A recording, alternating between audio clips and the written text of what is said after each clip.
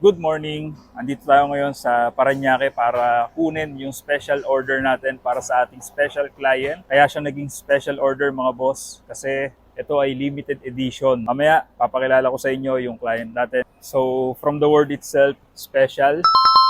Ito lang naman mga boss, yung ating specialized na unit. S-Works Epic World Cup Limited Edition. Ibig sabihin, numbered siya. 250 worldwide. Isa tayo sa nakabili. Ito yung ating 50th year edition na S-Works Epic World Cup. Okay mga boss, andito na si Sir Patrick. Papakilala ko sa inyo. Ayun mga boss, Sir Patrick. So, isa siya sa 250 lucky owner ng S-Works Epic World Cup na 50th year edition. And may dadaanan pa kasi siya sa Caloocan kaya dito na namin i-unbox.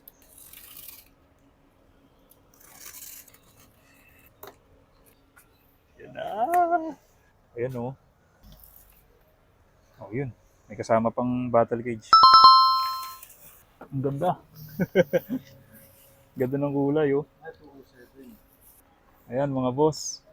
Out of 250, 207. Okay sir.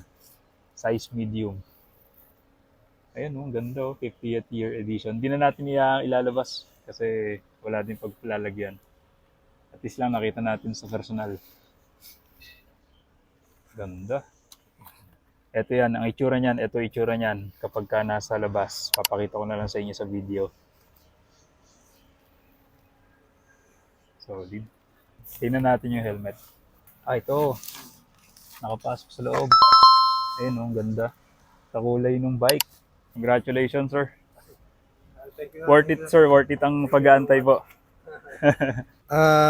Maraming salamat Sir Lloyd kasi yung ganitong unit, di ko akalain na mapapunta sa akin eh.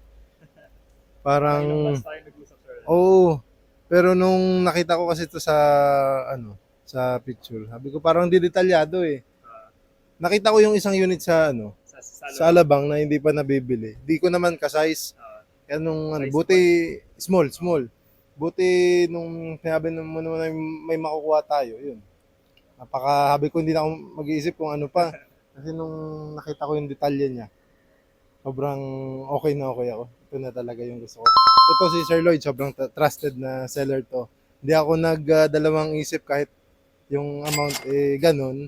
Alam ko siguradong makakarating ng maayos. Kasi, Maraming salamat. thank you. Thank you Sir Lloyd ng madami. First dream bike sir. Oo naman ako. Yeah, Thank you. sir. Ito na ba ang huli o hindi pa huli?